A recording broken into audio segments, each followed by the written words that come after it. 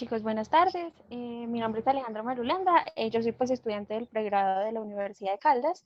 El día de hoy vamos a revisar sobre la neurofibromatosis. Es una enfermedad pues neurocutánea, conocida también como enfermedad de von Recklinghausen, en honor pues a la principal persona que la nombró y que la describió. Más adelante vamos a hablar de eso. La propuesta es, un segundo, ya. Vamos a hacer pues un recuento histórico, vamos a hablar de la epidemiología, de la genética de esta enfermedad y su patogénesis, las principales manifestaciones clínicas, el diagnóstico y algo del tratamiento. Entonces, pues, respecto a su historia, hay descripciones que concuerdan con el fenotipo de la neurofibromatosis tipo 1 desde tiempos antiguos como los helénicos. También se han identificado representaciones en piedra que datan incluso desde el año 300 antes de Cristo. También en 1768 hay descripciones de el médico inglés Mark Akenside, en el que él describe que habían unos pacientes que eran denominados como monstruos en las escuelas de Inglaterra, y pues él hizo la descripción de que estos pacientes tenían una enfermedad subyacente que probablemente estaba asociada a la piel. Entonces, incluso desde 1700 hay algunas descripciones. Sin embargo, las mayores aproximaciones a la neurofibromatosis empezaron en 1849 con Robert Smith, un profesor de cirugía de Dublín, que pues viendo las personas con neurofibromatosis sugirió que pues estos tumores se originaban desde el tejido conectivo. Sin embargo, no fue hasta 1882 que Friedrich Daniel von Recklinghausen, un médico alemán, describió, digamos, con mucho más detalle la enfermedad. Un recuento pues decía bibliográfico a grandes rasgos de Friedrich Recklinghausen. Él estudió incluso en la Universidad de Berlín, en la Universidad de Bonn, en la Universidad de Würzburg. Se graduó pues de medicina en 1855. Posterior a su graduación estuvo en el estudio en el laboratorio de Virchow. Era experto pues en embriología y en los estados de maduración de los tejidos. Llegó a ser incluso profesor de anatomía patológica en una de las universidades de las que se graduó, y hizo muchas contribuciones con el laboratorio de Virchow. Su primer artículo fue respecto a los vasos linfáticos y la importancia que tenían con el tejido conectivo, pero en 1882 hace, digamos, la publicación de este artículo sobre los múltiples fibromas de la piel y su relación con los múltiples neuromas. Este artículo, pues en alemán, él describe a un paciente de 47 años en el que su anormalidad más característica consistía en múltiples tumores que parecían estar muy juntos y que, digamos, eran subyacentes como a la piel. Eh, Menciona también que el paciente le reportaba que los había tenido desde hace tanto como podía recordarlo, haciendo pues algo ahí como de que esta enfermedad se presenta desde muy temprano en la infancia. Y algo también importante, acá pues le menciona que había incrementado marcadamente después de sus 15 años. Dice Friedrich von Recklinghausen: mi interés se mostró entendible cuando palpaba externamente los troncos de nervios periféricos. Así pude aclarar y reconocer que el engrosamiento pues venía de los nervios periféricos, por lo cual pues le dio a esta enfermedad el nombre pues de neurofibromatosis. Esto es como un recuento histórico de su principal descriptor. Posteriormente, en 1937, tenemos a Carl Lisch, un oftalmólogo vietnamita. En este tiempo, él descubrió los amartomas en el iris, por lo cual estos amartomas reciben su nombre como nódulos de Lisch, que los vamos a ver más adelante. Carl Lisch sugirió que estos amartomas eran un signo casi que invariable en los adultos que presentaban neurofibromatosis. En 1956, estos tres personajes, Kraus, Schul y Mill, descubrieron que la enfermedad presentaba un patrón de herencia autosómica dominante. Ellos también pues, reconocieron una alta incidencia de la enfermedad y un alto índice de mutación espontánea, y también que las manifestaciones de las máculas café con leche eran, digamos, una característica diagnóstica muy importante. También, posteriormente, en 1982, tenemos a Riccardi. Riccardi clasificó los distintos tipos de neurofibromatosis en 8 categorías. Estas no fueron pues, universalmente aceptadas, sin embargo, hasta el día de hoy permanecen dos de las categorías que él clasificó, como la neurofibromatosis tipo 1 y la tipo 2. Posteriormente, en 1986, tenemos que se organizó el panel de consenso de neurofibromatosis por el Instituto Nacional de Salud. En este consenso se codificaron los criterios diagnósticos para la enfermedad, que básicamente han permanecido como invariables desde este tiempo. Y por último, ya con el advenimiento de la genética molecular, en 1990 se descubrió pues el gen para la NF1 y la proteína que codifica, que es la neurofibromina, permitiendo así pues una aproximación hacia la patogénesis y hacia posibles blancos terapéuticos. Respecto a la epidemiología, tenemos que afecta a aproximadamente 1 de cada 3.000 individuos alrededor del mundo. Todas las etnicidades, razas y sexos están afectados en igual frecuencia, pues no hay como una distinción muy específica. Y como les comentaba ahorita en la descripción histórica, este es uno de los genes que tienen mayor tasa de mutaciones de todo el genoma, por lo cual casi que la mayoría de los individuos tienen mutaciones de novo, más que una condición pues heredada de algún padre afectado. No se conoce, bueno, esta incidencia de 1 en 3.000 es aproximada porque debido al amplio rango de manifestaciones clínicas que tiene, probablemente su incidencia sea mucho mayor. Bueno, respecto a la genética, tenemos que, pues les voy a hablar acá como conjunto de genética y patogénesis.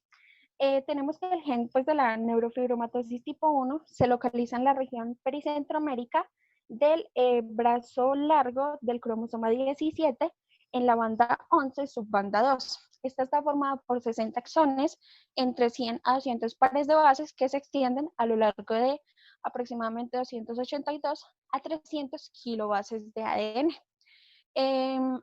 Sus mutaciones pueden estar entre deleciones completas, inserciones, sustitución de aminoácidos y rearreglos cromosómicos. El gen NF1 pues codifica una proteína que se llama la neurofibromina. Esta se expresa en las células de Schwann, en los melanocitos, en los leucocitos, en la glándula suprarrenal y en el sistema nervioso central. La neurofibromina es una proteína multidominio de 2.818 aminoácidos y es una reguladora negativa de la vía de señalización RAS. Esta proteína pues tiene dos dominios funcionales, la GTP-ASA, proteína activadora de RAS, y el dominio triple función C-terminal, unión retinal de IDO. Estos son pues los dos dominios que posee esta proteína. ¿Qué es lo que hace a la neurofibromina tan importante? Que se ha considerado como una proteína supresora de tumores, porque digamos cuando presenta fallas, ya lo vamos a ver acá, tenemos entonces el receptor de tirosinquinasa, viene entonces el factor SOS, que es el factor, ya les digo, es que se me olvidó el nombre, es un factor de intercambio que hace que el RAS-GDP junto con la neurofibromina hace que este pase a su forma activa, que sería el GTP. Cuando se activa como RAS-GTP, activa pues una cadena la vía MAPK, que está involucrada en los procesos de crecimiento, proliferación y migración a través de diferentes moléculas como el RAF y el fosfatidilinositol 3 quinasa. Entonces, el papel principal de la neurofibromina es inactivar el RAS para que sea inactivo y no se produzca esta cascada de proliferación, inmigración y crecimiento celular. ¿Qué es lo que pasa cuando se afecta los dos alelos del gen? Pues la neurofibromina es inactiva, por lo cual no hay una regulación hacia el RAS GTP, entonces pues se resulta en la activación de toda esta cadena. La neurofibromina también se ha visto implicada como regulatoria en el ciclo de la adenilciclasa, principalmente en el AMP cíclico, que va a activar el PKA, que va a tener pues algunas implicaciones sobre la memoria y el aprendizaje. Y también parece unirse a microtúbulos, sin embargo, este papel pues no está muy esclarecido del todo. Si tienen alguna pregunta, pues me pueden interrumpir, no hay problema. Bueno, respecto a las manifestaciones clínicas, la neurofibromatosis tiene un amplio rango de manifestaciones. Sin embargo, pues las principales y las más conocidas serían pues las cutáneas y las neurológicas, pero también pues tenemos otro tipo de manifestaciones como lo serían las oftálmicas, las esqueléticas, puede incluso haber una vasculopatía, desarrollo de neoplasias, y que es un tipo, digamos, una variante de neurofibromatosis de la que vamos a hablar más tarde. Vamos a empezar entonces con las manifestaciones cutáneas. Digamos que la principal y la más reconocida, las manchas café con leche, es probablemente el criterio clínico diagnóstico más importante durante la edad pediátrica, no tanto por su frecuencia, que es casi cercana al 100%, sino porque pues, suele ser un signo visible de la enfermedad. Las máculas café con leche pueden estar presentes en el momento del nacimiento o hacerse presentes poco tiempo después. Su tamaño va a aumentar de manera proporcional al crecimiento del individuo y su tono se va a oscurecer a lo largo de la infancia y posteriormente se aclara de nuevo en la edad adulta. Generalmente puede afectar cualquier región del cuerpo, aunque suelen respetar la cara. Morfológicamente, las máculas café con leche típicas son de color variable, tono homogéneo, borde liso y regular. Esto es muy importante para diferenciarlo con otro tipo de manchas café con leche que podrían pues confundirse. Histológicamente, las manchas café con leche presentan pues un incremento en la melanina de los melanocitos y de los queratinocitos basales, pero no como tal una proliferación melanocitaria.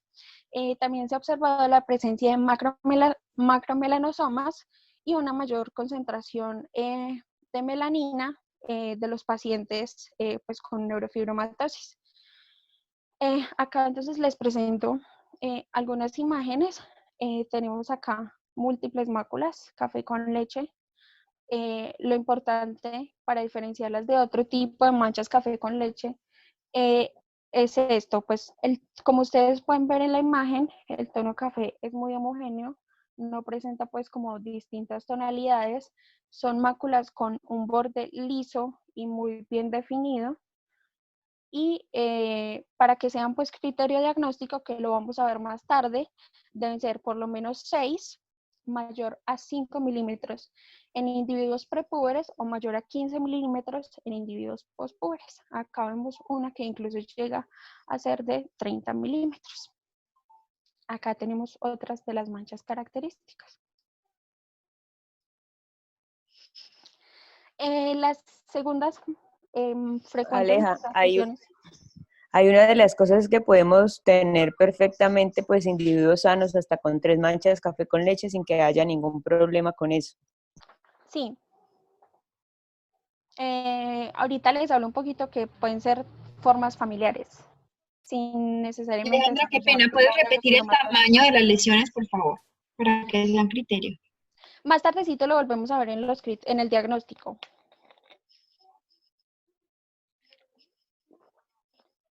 Bueno, vamos a continuar con Otra de las manifestaciones cutáneas, que son las cefalias, o también signo de Kraut, son lesiones pigmentadas de pequeño tamaño, aproximadamente 1 o 2 milímetros, y son de un color marrón claro. Estas no suelen estar pues presentes desde el nacimiento, sino que se van desarrollando durante la infancia, habitualmente a partir de los 2 años de vida. Es muy característico la presencia de pecas axilares e inguinales. Sin embargo, pueden observarse en otras localizaciones como la cara, el cuello y el tronco.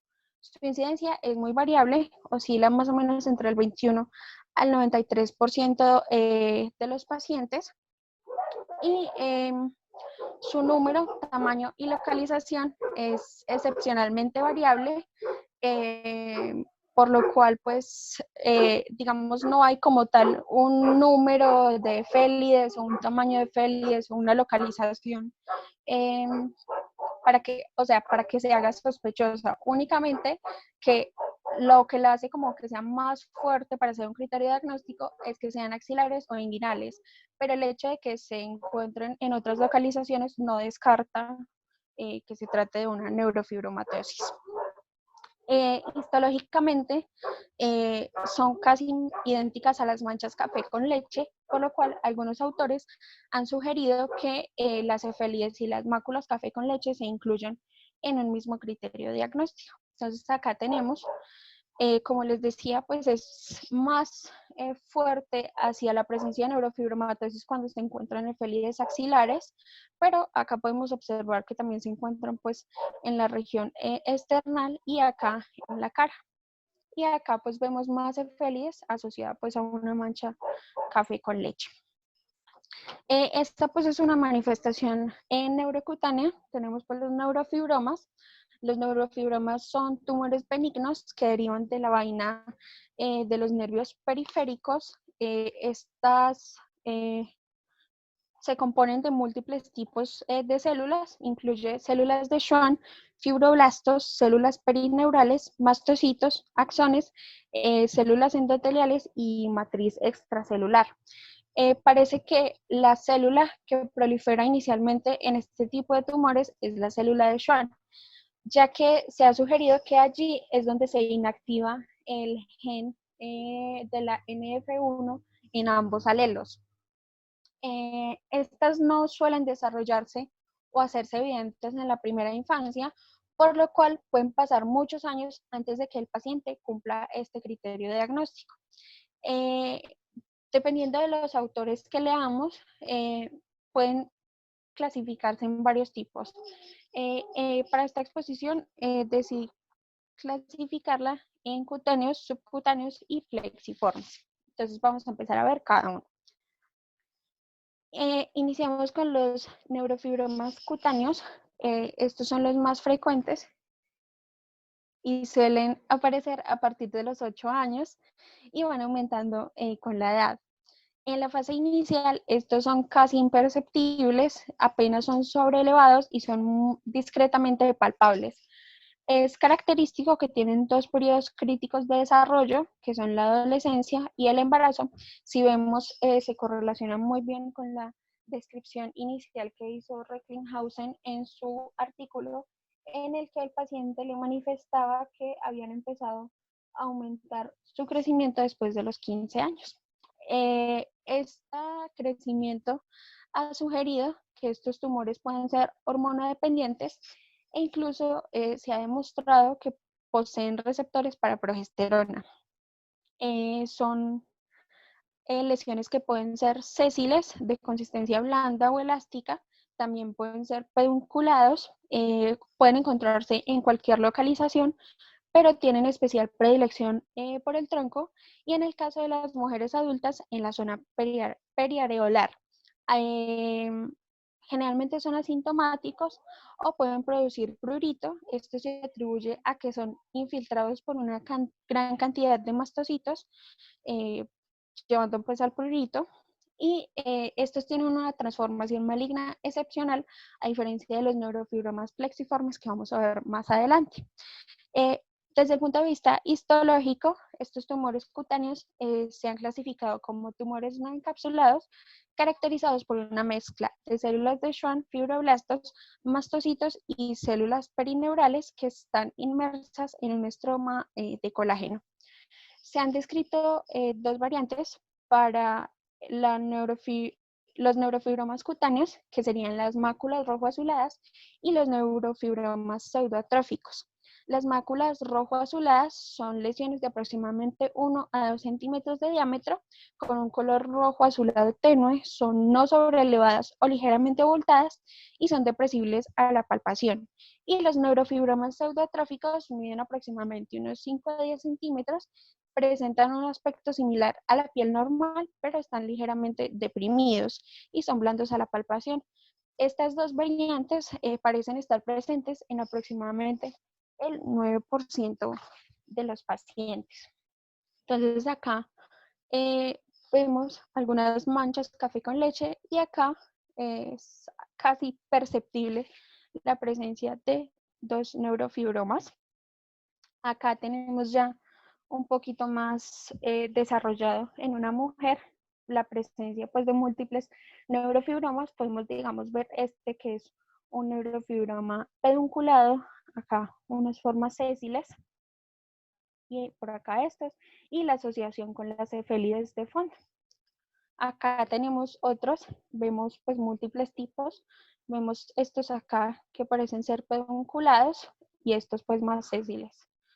Pueden ser pues en innumerable cantidad. Esta es una de las variantes que les comentaba que son las máculas rojo-azuladas. Acá vemos una de aproximadamente 1.5 a 2 centímetros con unos bordes no muy bien definidos. Acá vemos otras y vemos la presencia de manchas café con leche y algo de felides por acá. Bueno, vamos a pasar entonces a los neurofibromas subcutáneos. Estos habitualmente son tumores benignos de la vaina del nervio periférico. Pueden ser difusos o nodulares a la palpación. Los difusos se manifiestan como masas subcutáneas más o menos extensas, de límites mal definidos y de consistencia elástica. Las formas nodulares consisten pues en lesiones como de consistencia gomosa que suelen seguir los trayectos nerviosos periféricos y se palpan pues como lesiones que siguen un trayecto lineal o como en forma de rosario. Pueden aparecer en cualquier parte del cuerpo, pero son particularmente frecuentes en el polo cefálico y en el cuello, donde en la etapa inicial pueden confundirse con adenopatías, lo que suele retrasar el diagnóstico. Entonces acá les presento, tenemos acá una forma difusa infraclavicular derecha, es casi pues perceptible a la vista, y acá tenemos unas formas nodulares en el pie derecho, y acá vemos otro más pequeño, otro más pequeño. Bueno, los siguientes son los neurofibromas plexiformes. Estos envuelven múltiples fascículos nerviosos. Se cree que son lesiones congénitas que, digamos, mantienen silentes, ya que estos se encuentran profundos y es difícil detectarlos solo por el examen físico. Estos neurofibromas plexiformes suelen incluir la piel, la fascia, el músculo, el hueso y órganos internos. Incluso cuando están cerca al hueso, pueden estimular el crecimiento, pudiendo causar pues alteraciones esqueléticas como discrepancia en la longitud de los miembros, escoliosis o displasia del ala esfenoidea, que vamos a ver más tardecito. Aproximadamente el 25 al 50% de los pacientes presentan estos neurofibromas plexiformes. La única forma pues de visualizarlos, ya que al examen clínico no son visibles, es a través de resonancia. Y es muy importante hacer un seguimiento porque estos sí tienen alto riesgo de transformación maligna, a diferencia de los otros tipos de neurofibromas. Entonces acá les muestro algunas imágenes. Este es un gran neurofibroma plexiforme que está pues comprimiendo y casi que infiltrando la columna vertebral, desplazándola, formando pues una curvatura, llevando a escoliosis. Y vemos acá también en los miembros inferiores, en los muslos, esto pues como les decía, puede estimular el crecimiento óseo y causar alteraciones o discrepancias en la longitud de los miembros. Acá tenemos otro que se encuentra de manera bilateral a la columna vertebral. Bueno, las anteriores son como las manifestaciones cutáneas que están incluidas dentro de los criterios diagnósticos. Sin embargo, hay otro tipo de manifestaciones cutáneas que son menos frecuentes, pero que se han asociado a la presencia de neurofibromatosis. Entonces, iniciamos con los nevus anémicos. La relación, digamos, de estos nevus con la neurofibromatosis fue sugerida en 1951, pero cobró relevancia en la literatura hacia el año 2013. Estas son máculas pálidas de contorno polilobulado, cuyo tamaño puede oscilar entre pocos milímetros a incluso varios centímetros. Son muy sutiles desde el punto de vista clínico y únicamente se pone de manifiesto cuando se frota, digamos, ligeramente la zona donde se encuentra. Como son lesiones, digamos, poco perceptibles, muchos padres pueden pasarlas por alto o incluso pues como médicos las podemos pasar por alto en el examen del desarrollo de un niño, por lo que se sugiere, digamos, frotar la zona donde se encuentra. Ya les voy a mostrar una imagen. Estas lesiones pueden ser únicas o múltiples y suelen localizarse en cualquier zona del cuerpo, aunque son más frecuentes en la región preesternal. Bueno, entonces retomando, estos son los nevus anémicos. Vemos en la imagen de la izquierda, son imágenes bastante sutiles que únicamente se ponen de manifiesto cuando se frota pues la piel para dejarlas al descubierto. Vemos acá pues en la imagen de la derecha, vemos acá como la piel alrededor se pone eritematosa, dejando pues ver los nevus anémicos. Entre otras manifestaciones cutáneas tenemos los santogranulomas juveniles. Estos son la forma más frecuente de histiocytosis de células no Langerhans y se consideran pues un hallazgo relativamente común en pacientes con neurofibromatosis tipo 1. Estas lesiones tienden a desaparecer espontáneamente al cabo de los años y es raro encontrarlos en la infancia tardía y en la edad adulta. Su prevalencia estimada oscila entre 0.7% en adultos y 37.5% en niños, siendo particularmente elevada la cifra en niños menores de 9 años. Entonces acá podemos observar, vemos acá un santogranuloma en el canto interno del ojo derecho y vemos otro acá en la cola de la ceja. Otro hallazgo que podemos ver acá es un nevus anémico en esta niña.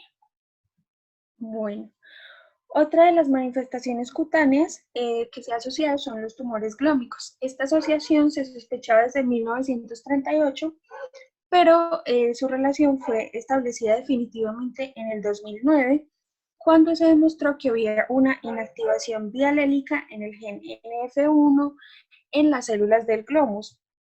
Los tumores glómicos son lesiones vasculares benignas que se originan en el cuerpo del glomus, que es un organismo neuromioarterial especializado en la regulación del flujo vascular.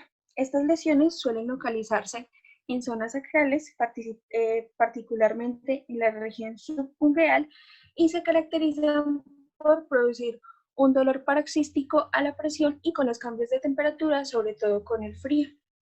Entonces acá podemos observar la lesión, vemos acá se encuentra pues subungueal y acá vemos pues como en el paraniquio y vemos pues la extirpación, son tumores pues pequeños. Entre otras manifestaciones, generalmente estos pacientes se asocian o tienen una asociación bastante alta con el prurito, afecta pues aproximadamente al 20% de los pacientes con neurofibromatosis y este pues altera considerablemente su calidad de vida. El prurito se ha asociado con un aumento de los mastocitos en la piel, pero no parece haber pues una diferencia en los niveles plasmáticos de histamina. Y como les había comentado hace un rato, el prurito también se localiza en cada neurofibroma por la infiltración de mastocitos que han tenido. Bueno, vamos a pasar a otro tipo de manifestaciones. En este tenemos las manifestaciones neurológicas. Se ha dicho que las alteraciones del aprendizaje ocurren en casi la mitad de los niños con neurofibromatosis tipo 1. No se han encontrado como tal deficiencias específicas, pero estos niños tienen ligeramente un menor coeficiente intelectual de aproximadamente 5 a 10 puntos menos, pero este raramente llega a ser menor a 70. También tienen una alta preponderancia de trastorno por déficit de atención e hiperactividad. Estos déficits raramente llegan a ser severos, incluso menos del 3% de los niños con NF1 tienen pues un déficit intelectual severo o requieren pues de escuelas de aprendizaje especial. También se ha hablado de alteraciones visoespaciales y visomotoras, trastornos del lenguaje y alteraciones en la motricidad fina. Todas estas alteraciones cognitivas pueden ser superadas con educación extra. Esta pues es una manifestación más radiológica. Se ha visto estas imágenes distintivas en resonancia magnética. Se han visto hiperintensidades en las señales T2, aproximadamente el 60 al 70% de los pacientes con neurofibromatosis tipo 1 las presentan. Estos focos son lesiones pues, no ocupantes de espacio y suelen localizarse más frecuentemente en los núcleos basales, en la cápsula interna, en el tronco encefálico, en el tracto óptico y en el cerebelo. Estos no se han asociado con severidad de la enfermedad ni con algún déficit focal.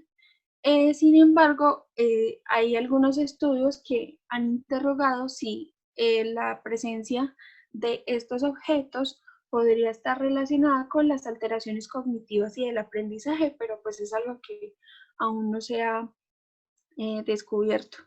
Estos focos suelen aparecer a la edad de 3 años y van aumentando en número y tamaño hacia los 10 a los 12 años y luego decrecen pues en tamaño, siendo pues poco comunes a la edad de 20 años.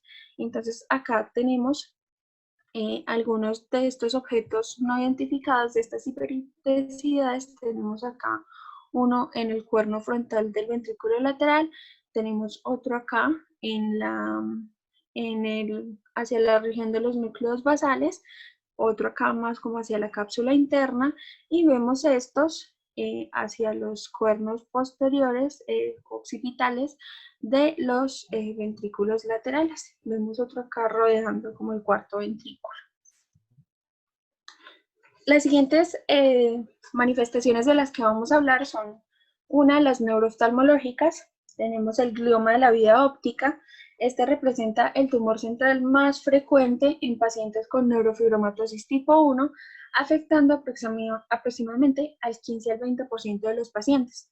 Se ha considerado un glioma grado 1 de la OMS correspondiente a un astrocitoma pilocítico y suelen ser tumores típicos de la infancia.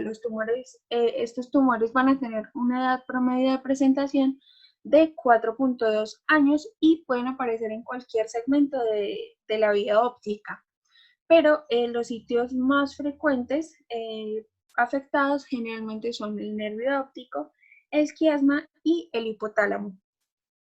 Son tumores pues con una tendencia benigna, pero pueden ocasionar pérdida visual, proptosis, alteración en la función pupilar, alteración en la visión cromática y de acuerdo pues a su cercanía con el hipotálamo pueden generar pubertad precoz, por lo cual se recomienda pues que estos niños tengan un seguimiento con resonancia magnética y vayan al oftalmólogo para pues hacer un seguimiento adecuado adecuada de esto.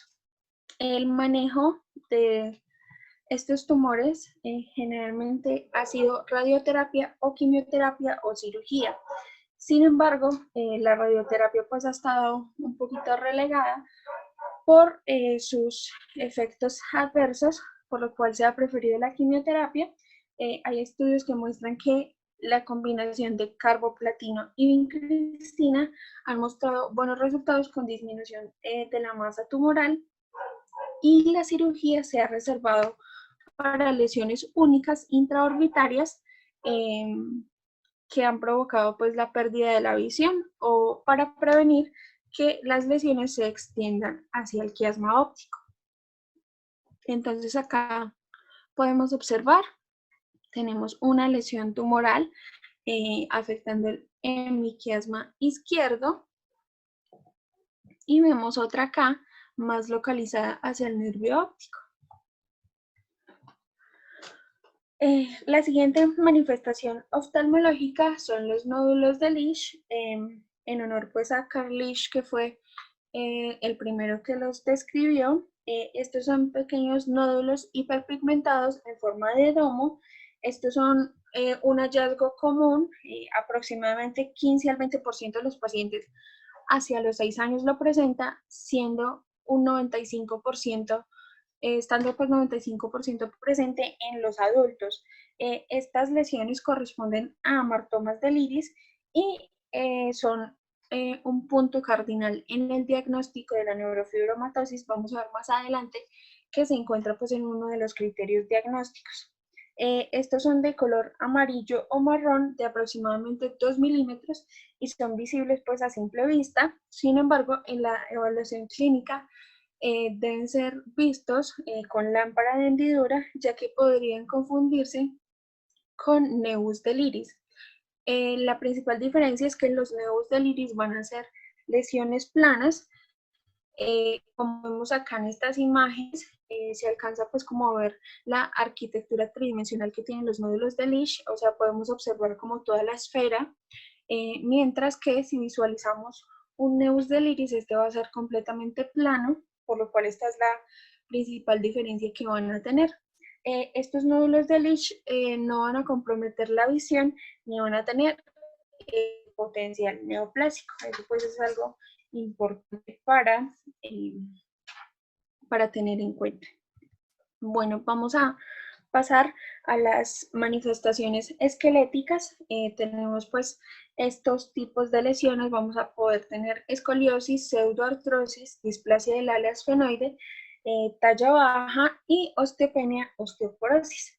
La escoliosis afecta generalmente al 10 al 20% de los niños con neurofibromatosis tipo 1 y pueden ocurrir en edades más tempranas que en la población general.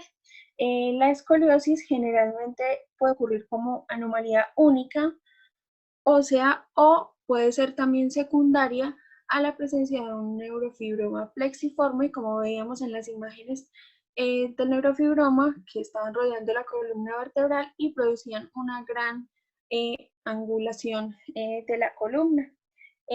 Cuando se asocian a un neurofibroma paravertebral, estas lesiones pueden pues, llegar a producir una curvatura tan angulada que en este caso se va a denominar escoliosis distrófica, la cual va a ser difícil de corregir quirúrgicamente. También tenemos la pseudoartrosis.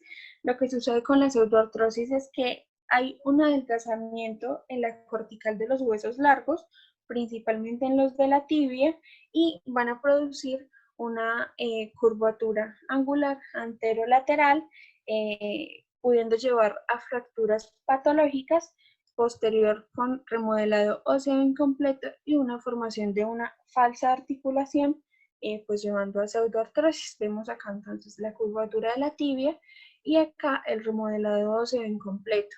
En esta imagen podemos ver respecto a la escoliosis la gran angulación que tiene la columna vertebral y no parece pues o no es claro en esta imagen si se presenta un neurofibroma plexiforme.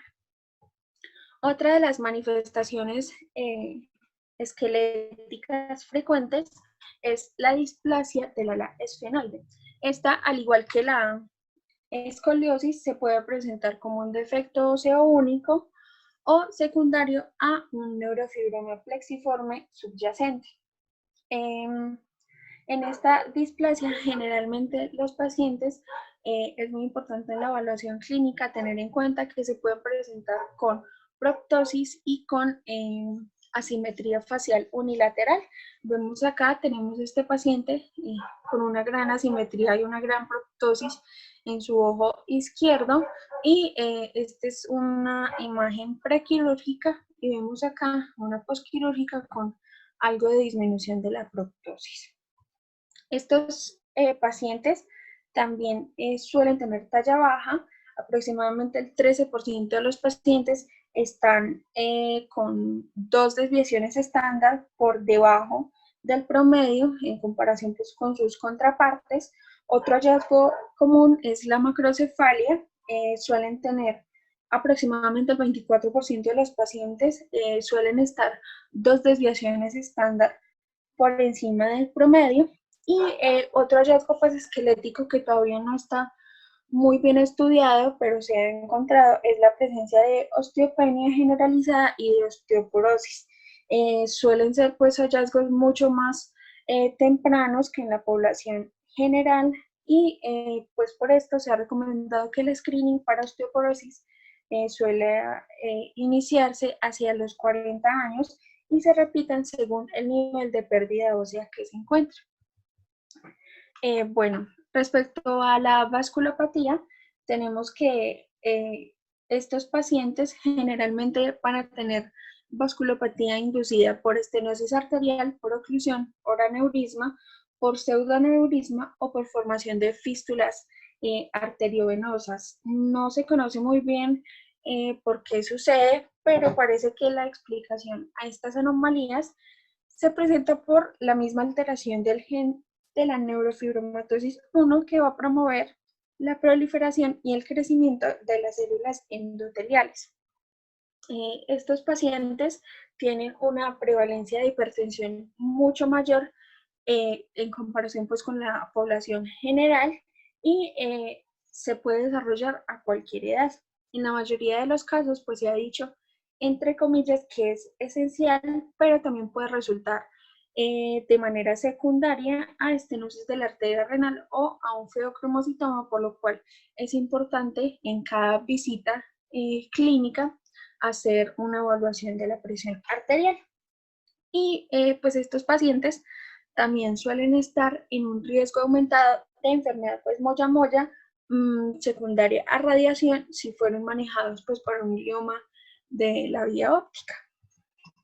Entre otras neoplasias, pues considerando que la neurofibromina puede actuar como una proteína supresora de tumores, se presentan otras neoplasias, entre ellas tenemos otras neoplasias del sistema nervioso central como son los gliomas del tallo cerebral o del cerebelo. Estos ocurren más frecuentemente que lo esperado en las personas con neurofibromatosis tipo 1, especialmente en los niños y en adultos jóvenes, y ocurren en al menos 20% de los individuos que en la infancia tuvieron un glioma de la vía óptica. Estos suelen tener un curso menos agresivo que en otros individuos, y de igual manera que los gliomas de la vía óptica son astrocitomas pilocíticos de bajo grado, y pues su presentación clínica puede ser con neuropatías craneales, con letargo, con inestabilidad de la marcha o con cefalea. Y estos individuos se ha estudiado pues que están en un riesgo 5 veces mayor de desarrollar tumores de alto grado, como los glioblastomas. Generalmente se presentan en adultos jóvenes, en quienes el pronóstico pues, va a ser muy pobre. Perdón. Los tumores es el tumor maligno de la vaina nerviosa y del nervio periférico. También se han denominado neurofibrosarcomas. Este es un sarcoma que se cree que deriva de las células de Schwann y supone pues aproximadamente el 3 al 10% de todos los sarcomas. tiene un riesgo para toda la vida de aproximadamente el 10% y el riesgo de presentarlo va a ser mucho mayor en las áreas que tienen un neurofibroma plexiforme preexistente, pero también pues se ha visto que se puede presentar incluso sin una lesión previa. Esto pues por estudio genético también es frecuente que se presenten cuando hay una lesión completa del gen o si hay antecedente de radioterapia pues para algún tumor. Suelen desarrollarse a una edad temprana y tienen un peor pronóstico en pacientes con neurofibromatosis tipo 1 que en la población general. Se manifiestan aproximadamente hacia los 20 a los 30 años. ¿Qué es lo importante? Que cuando un paciente ya se le haya diagnosticado que tiene un neurofibroma plexiforme y empiece a presentar un aumento brusco del tamaño o un cambio en la textura, o el paciente está experimentando un dolor intenso o ha cambiado la sintomatología neurológica de base, estos son como signos de alarma que nos deben hacer alertar a que el paciente probablemente esté experimentando una transformación maligna de un neurofibroma plexiforme. Entonces vemos acá tenemos ya la formación del tumor de la vaina del nervio periférico y vemos acá pues la gran captación de contraste que tiene, indicándonos pues su alta actividad metabólica. Estos pacientes también están en riesgo de presentar otras neoplasias. Tenemos entonces tumores gastrointestinales estromales. Estos suelen ser de origen mesenquimal y pueden desarrollarse en cualquier segmento del tracto gastrointestinal. Van a tener una edad de presentación mucho más temprana que la población general y los síntomas pues, comunes son el dolor abdominal, puede presentarse con sangrado, con perforación e incluso con obstrucción intestinal.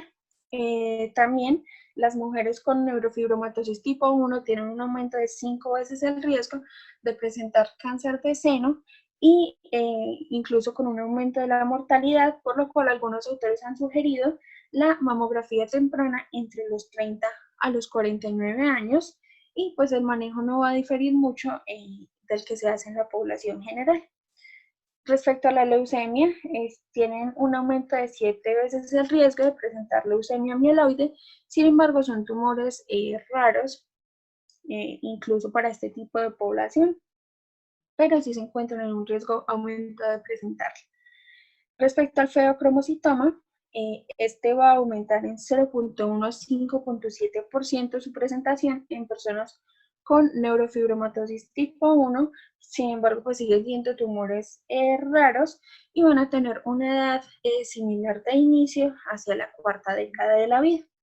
Los raptomiosarcomas, también los pacientes están en un riesgo aumentado de presentarlos de hasta 20 veces el riesgo y se van pues, a presentar como masas palpables sobre pues, los trayectos musculares.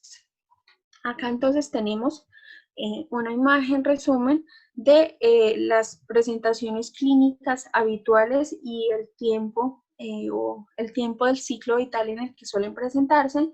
Entonces, entre el nacimiento y la primera infancia tenemos las máculas café con leche, las displasias esqueléticas, bien sea pues orbitarias de la tibia, la pseudoartrosis, los neurofibromas plexiformes. Vemos hacia la primera y la segunda infancia lo que son los trastornos del aprendizaje, el trastorno por déficit de atención e hiperactividad y los gliomas de la vía óptica. Entre la segunda infancia y la adolescencia vamos a empezar a ver la presentación de las cefélides en pliegues, la aparición de los nódulos de Lisch y ya los neurofibromas cutáneos o subcutáneos que conocemos, y ya en la edad adulta la presentación pues de tumores malignos como lo sería el de la vaina periférica, del nervio periférico, el cáncer de seno y los gliomas pues, de alto grado como los glioblastomas. Tenemos otro tipo de, esta se ha considerado pues una variante de presentación de la neurofibromatosis. Tenemos la neurofibromatosis mosaica localizada. Esta se presenta cuando pasa que uno de los dos genes de la neurofibromatosis sufre una mutación posigótica durante el desarrollo embrionario, por lo cual solo se va a afectar una región del cuerpo. Esta va a estar caracterizada entonces porque las manifestaciones se van a limitar a uno o varios segmentos del cuerpo, pero no van a tener una forma generalizada. Estos tienen una prevalencia de 1 en 30.000 a 1 en 40.000 personas y suelen presentarse con cambios pigmentarios exclusivamente o solo neurofibromas, o pueden tener una combinación de cambios cutáneos y neurofibromas, o van a tener también solo la presentación de neurofibromas plexiformes.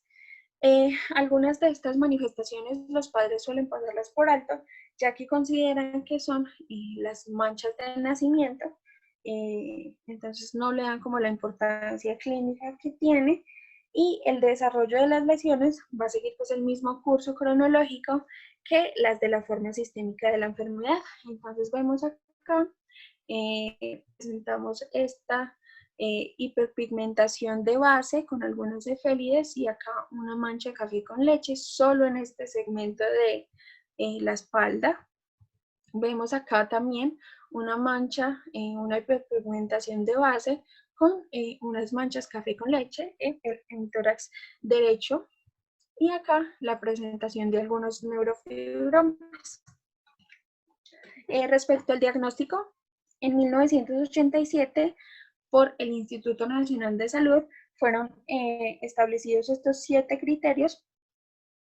Han mostrado ser altamente sensibles y específicos en los adultos. Sin embargo, en los niños pues no es tan sensible, ya que, como vimos en la línea de tiempo de presentación, los niños suelen tener unas manifestaciones iniciales y posterior en su ciclo de vida suelen aparecer las otras, por lo cual es posible que en la infancia estos niños no cumplan todos los criterios, pero eso pues no quiere decir que no vayan a tener la neurofibromatosis. Los criterios diagnósticos pues se requieren 2 o más de los siguientes para que sean clasificados como una neurofibromatosis. Entonces serían 6 o más máculas café con leche, cuyo mayor diámetro sea por lo menos 5 milímetros en individuos prepúberes o más de 15 milímetros en individuos pospúberes.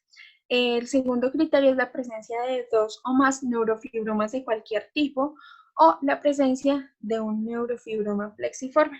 El tercer criterio nos habla de la presentación de las pecas axilares o inguinales.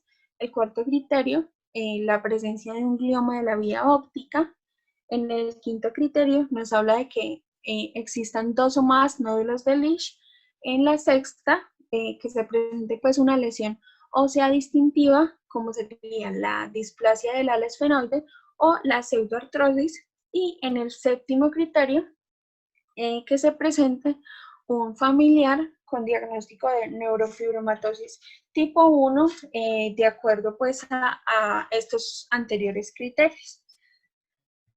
Respecto al diagnóstico diferencial, tenemos que existen más de 100 condiciones y síndromes genéticos que se van a presentar con manchas café con leche y con efélides.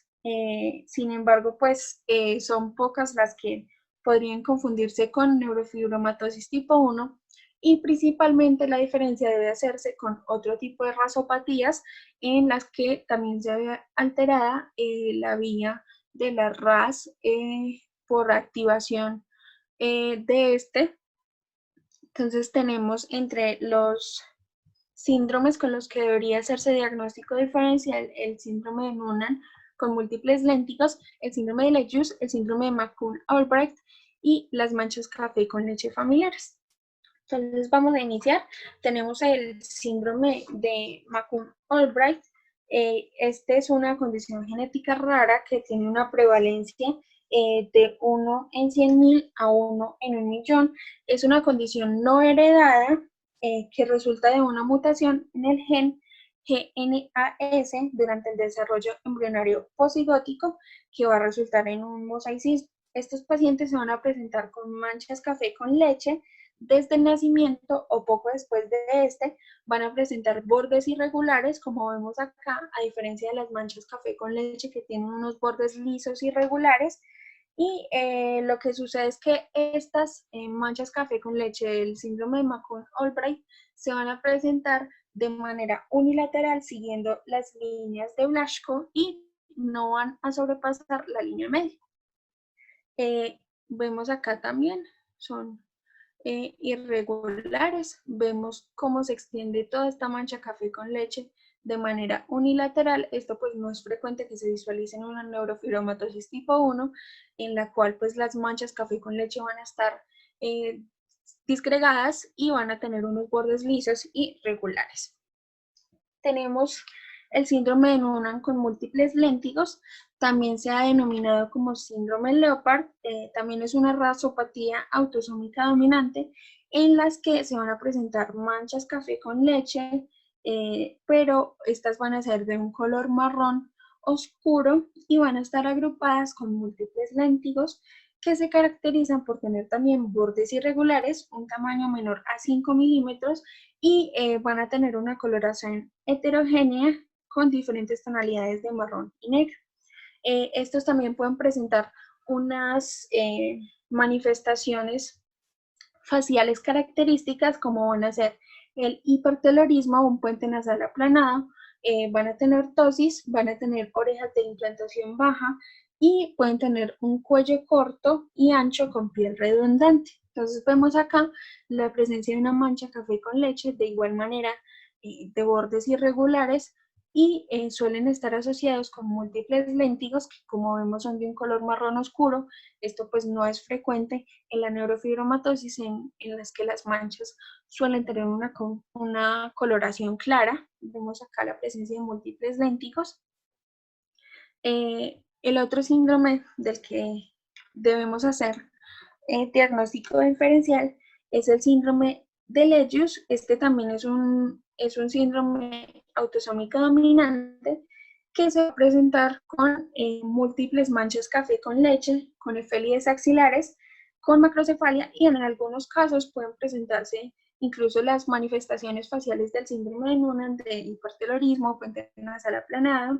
Este es uno de los que con los que más frecuentemente se confunde la neurofibromatosis tipo 1, incluso los pacientes son mal diagnosticados, pero posteriormente a lo largo de los años, estos pacientes no desarrollan las otras características típicas de la neurofibromatosis como los nódulos de Lisch o los neurofibromas. Al menos 5% de los pacientes solo van a cumplir los criterios diagnósticos, pero no van a desarrollar las otras características típicas de la neurofibromatosis. Respecto a la evaluación inicial, es importante hacer una historia médica enfocada hacia los antecedentes familiares, prestando pues particular atención en si existen manifestaciones de neurofibromatosis tipo 1. Debemos hacer pues un examen físico enfocado hacia la piel, hacia el esqueleto, hacia el sistema cardiovascular y hacia el sistema neurológico. Debemos hacer una evaluación oftalmológica con lámpara de hendidura para diferenciar si se presenta un nódulo de Lisch o un nevus del iris. También evaluar el neurodesarrollo de estos niños. Es controvertido respecto a si debería hacerse resonancias como de tamizaje en individuos con neurofibromatosis tipo 1 para evaluar la presencia de los gliomas de la vía óptica. Esto pues está como en controversia. Sin embargo, sí deberían tener seguimientos anuales. En los niños y en los adolescentes debe registrarse toda la antropometría para registrar en las tablas de crecimiento, pues ya que vemos que estos niños suelen tener dos desviaciones estándar respecto a talla en comparación con la población general, y también como pueden presentarse vasculopatías que van a llevar a hipertensión arterial. La presión arterial debe medirse en todas las consultas sin importar la edad. Los pacientes también deben asistir pues preferiblemente un examen oftalmológico anual en la primera infancia. Incluso se ha hablado de que deberían asistir cada 6 meses a oftalmología, un tiempo que va a poder espaciarse en la adolescencia y en la adultez. Y generalmente estos pacientes pues no van a requerir una limitación en la actividad física, excepto que presenten una displasia tibial o una escoliosis distrófica, pues por la alta incidencia que pueden tener de fracturas patológicas. Respecto al tratamiento, pues los neurofibromas cutáneos o subcutáneos que son discretos y que causan alguna desfiguración pueden ser removidos quirúrgicamente. Sin embargo, pasa algo diferente con los neurofibromas plexiformes, ya que estos pueden crecer hasta grandes tamaños y pueden causar un desfiguramiento severo, un sobrecrecimiento o un pinzamiento de las estructuras normales. ¿Qué es lo que pasa con los neurofibromas plexiformes? Que generalmente la escisión quirúrgica es difícil porque están íntimamente relacionados con los nervios y además suelen volver a crecer en el lugar de donde fueron extirpados.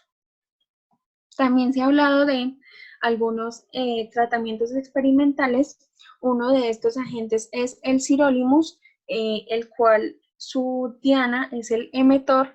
El emetor, por sus siglas en inglés, que se llama Mammalian Target of Rapamycin, es una proteína que está presente en las células de algunos mamíferos y la familia de estas proteínas TOR está implicada en el control del inicio de la transcripción del RNA mensajero, en el tráfico de la membrana, en la formación de los ribosomas y además en la regulación del crecimiento, la proliferación y la muerte celular. Lo que hace pues la familia de proteínas emetor es como hacer un equilibrio entre las células que se producen y las células que se destruyen, por lo cual el sirolimus podría tener pues una acción terapéutica en estos casos. También se ha usado como agente inmunosupresor en pacientes pues con trasplante de riñón, pues por su capacidad también de impactar sobre los linfocitos, sobre los linfocitos. Otro de los agentes experimentales que se tiene es el imatinib. El imatinib es un inhibidor de la proteína tirosinquinasa. Este va a inhibir la vía del c-KIT, por lo cual disminuye, digamos, los efectos producidos por el c-KIT, que serían pues, principalmente de crecimiento y proliferación celular, por lo cual pues podría también ser un foco de estudio. Vamos a hablar ya a continuación algo respecto a la neurofibromatosis tipo 2. Vamos pues a hacer algo un poco más corto, ya que en esta las manifestaciones cutáneas no son tan distintivas como en la neurofibromatosis tipo 1, sin embargo pues es importante hablar de ello. Tenemos que también es un síndrome con herencia autosómica dominante. Respecto a su epidemiología, se han encontrado 2 estudios poblacionales, uno de Inglaterra y otro de Finlandia, en los que se encontraron que la incidencia puede estar entre 1 en 25.000 aproximadamente. Igual que la NF1, no hay una diferencia entre la proporción de hombres y mujeres que se ven afectados, así como pues tampoco se afecta según la raza o etnicidad que presente el paciente. También tiene un amplio rango de mutación espontánea, igual que la NF1, por lo cual la mayoría de los pacientes que son diagnosticados con neurofibromatosis tipo 2 no tienen una historia familiar y se consideran como casos de no. Y es una pues, enfermedad al menos 10 veces menos común que la neurofibromatosis tipo 1. Entre la genética y la patogénesis de la neurofibromatosis tipo 2, se encontró que el gen de la neurofibromatosis tipo 2 fue localizado en el cromosoma 22 en el brazo largo, en la banda 12, subbanda 2, en 1993. Este codifica una proteína supresora de tumores que se ha llamado merlina o schwannomina.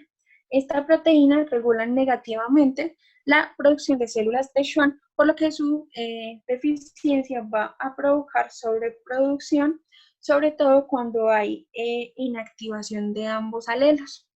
Y sus mutaciones pueden incluir sustituciones de una base, inserciones o deleciones. Respecto a las manifestaciones clínicas, vamos a iniciar entonces con las cutáneas. Aproximadamente el 70% de los pacientes tienen estas manifestaciones que se pueden presentar como placas, que van a ser intracutáneas, van a ser ligeramente elevadas, pueden tener una hiperpigmentación en comparación con la piel circundante y un aumento del crecimiento piloso. Entonces acá vemos un nódulo de aproximadamente 5 milímetros y vemos el gran crecimiento piloso que tiene alrededor. Otro de los hallazgos cutáneos importantes son los tumores, que son correspondientes pues a schwannomas a lo largo pues de los trayectos nerviosos. Vemos acá un schwannoma del nervio mediano. Estos son similares a los observados en pacientes con neurofibromatosis tipo 1 y pues pueden ser asintomáticos o causar una alteración funcional, dependiendo pues de su localización. Entre otras manifestaciones, y es uno de los criterios diagnósticos, tenemos los schwannomas vestibulares bilaterales. Generalmente estos se desarrollan hacia los 30 años y son tumores benignos. El inicio o la sintomatología puede presentarse con una pérdida gradual auditiva o incluso puede presentarse con sordera de inicio súbito. Los pacientes también pueden tener tinnitus o vértigo. Y un mecanismo pues, que se ha propuesto para la pérdida auditiva es la acumulación de intralaberintina, que es una proteína que resulta de la obstrucción de la apertura coclear. Estos schwannomas, como vemos acá, suelen ser bilaterales y dependiendo de su extensión pueden comprometer el tronco encefálico. Vemos acá estos grandes schwannomas, incluso como están comprimiendo el cuarto ventrículo, pudiendo causar, además pues, de compresión del tronco encefálico, también manifestaciones neurológicas por hidrocefalia. Otro de los tumores frecuentes en esta población son los meningiomas. Aproximadamente la mitad de los pacientes van a tener meningiomas y estos suelen ser múltiples. La incidencia de presentación pues, de estos va a aumentar con la edad y el riesgo para toda la vida puede ser de hasta el 75%. Generalmente son tumores intracraneales, pero también pueden presentarse en la médula espinal y son un reto, digamos, quirúrgico, ya que pueden presentarse de manera múltiple. Vemos acá dos meningiomas hacia el lobo frontal y otros acá, como en el lobo parietal y algo acá occipital. Otra de las manifestaciones que suelen tener estos pacientes con neurofibromatosis tipo 2 son las oftálmicas. Suelen tener problemas visuales debido a cataratas, a meningiomas de nervio óptico o a martomas retinales. Sin embargo, las cataratas se han visto en 60 al 80% de los casos y se van a manifestar como opacidades posteriores subcapsulares.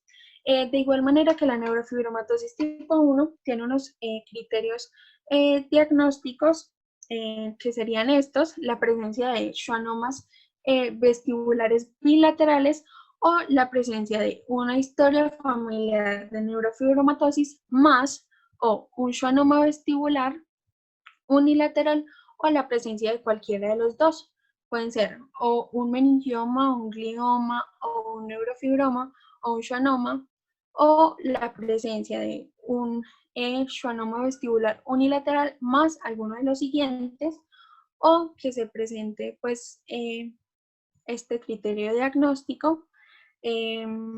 Generalmente el manejo de estos pacientes requiere una evaluación multidisciplinaria en la que se incluya pues la evaluación audiológica, pues generalmente por un otorrinolaringólogo, también una evaluación oftalmológica y dermatológica. Se ha sugerido que ellos tengan una resonancia anual iniciando desde los 10 años, pues por la incidencia de schwannomas vestibulares o de meningiomas. Los schwannomas vestibulares suelen ser tratados de manera quirúrgica, sin embargo, a veces es un reto tratarlos, ya que en múltiples ocasiones suelen ser multifocales.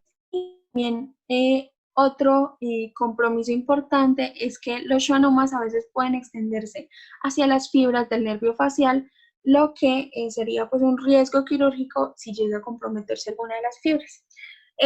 Por eso es que se ha estudiado el bevacizumab, que es un anticuerpo monoclonal contra el factor de crecimiento del endotelio vascular. Este lo que hace es que se une a los receptores de este factor de crecimiento que se encuentran situados en la superficie de las células endoteliales y lo que sucede es que al neutralizar la actividad biológica del factor de crecimiento del endotelio vascular, se va a reducir la vascularización de los tumores y con este pues se inhibe pues el crecimiento tumoral. Se ha visto en algunos estudios que cuando se usa el bevacizumab se disminuye el tamaño de tumor con mejoría de la función auditiva, permitiendo que sean mucho más fáciles de retirar quirúrgicamente, por lo cual se ha propuesto como primera línea para pacientes que presentan schwannomas vestibulares que crecen rápidamente antes de proceder a un abordaje quirúrgico.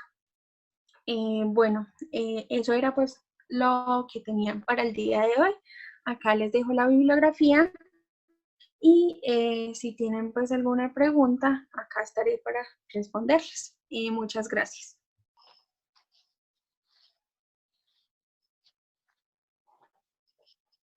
Aleja, qué charla tan chévere. Gracias. Qué charla tan chévere y tan maravillosa. No sé si alguno tiene una duda, pues o antes de dar como algunos aspectos.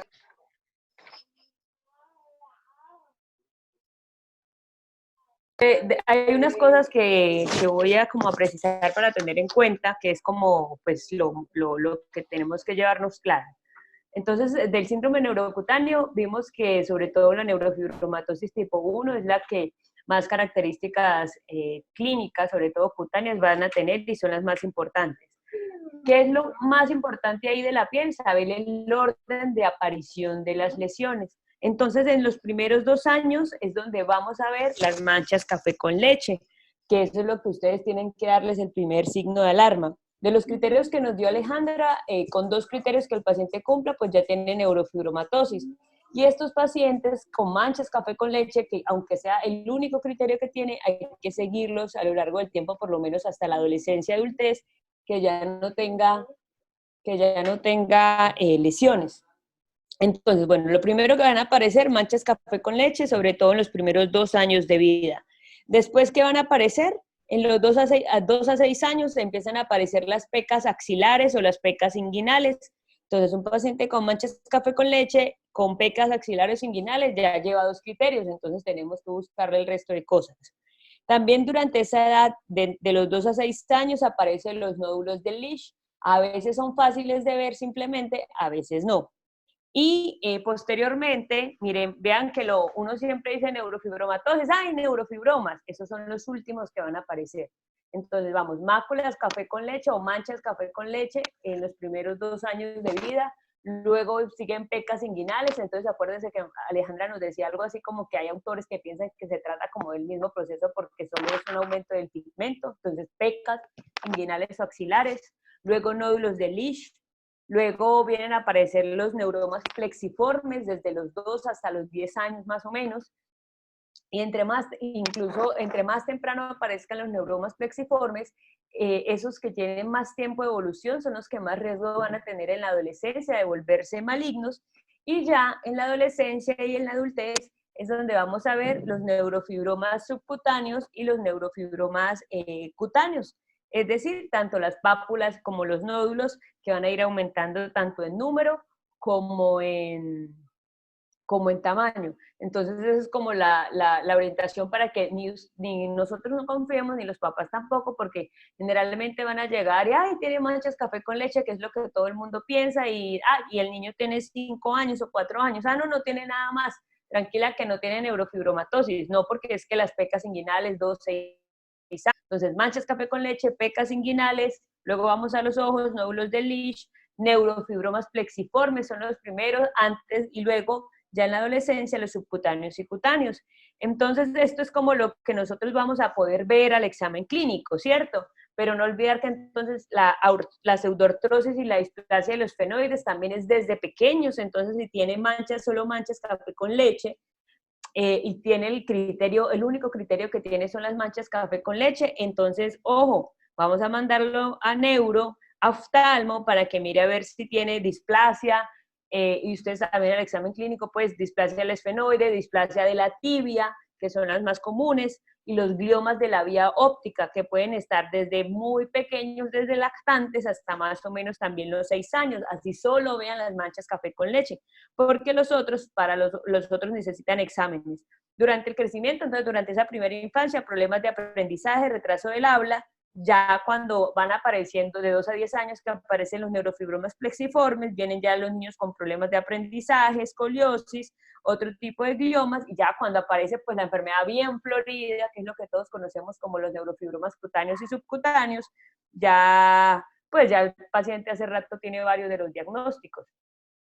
Entonces, por favor, pues para que los tengan en cuenta. No, si lo único que ven las manchas café con leche, no se confíen que ya entonces no cumple los criterios, no lo tiene. ¿Por qué? Porque el paciente puede tener criterios que no se vean al examen físico. Simplemente como los gliomas, que vimos que la mayoría son asintomáticos, un niño de 1 año no le va a decir a usted que tiene disminución de la visión o disminución de la visión de color.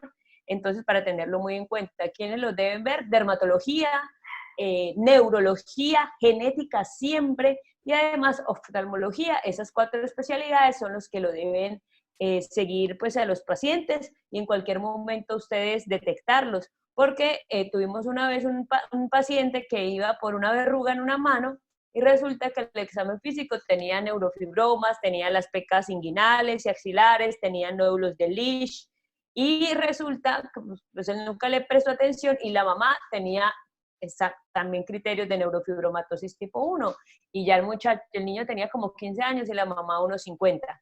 Entonces es muy importante, sobre todo porque vemos que la penetrancia, pues, o las manifestaciones entre los familiares puede ser variable, y puede que a este le haya ido bien hasta ahora, a los 15 años, pero no sabemos los hijos. Entonces el asesoramiento genético también es muy importante, tener en cuenta el orden de aparición para no descartarlas.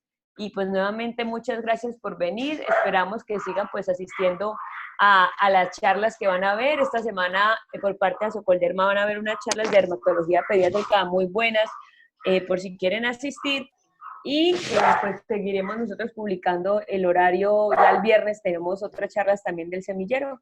Muchas gracias, Alejandra, estuvo súper buena tu charla, muchísimas gracias, y no sé si alguien más tenga algo que decir.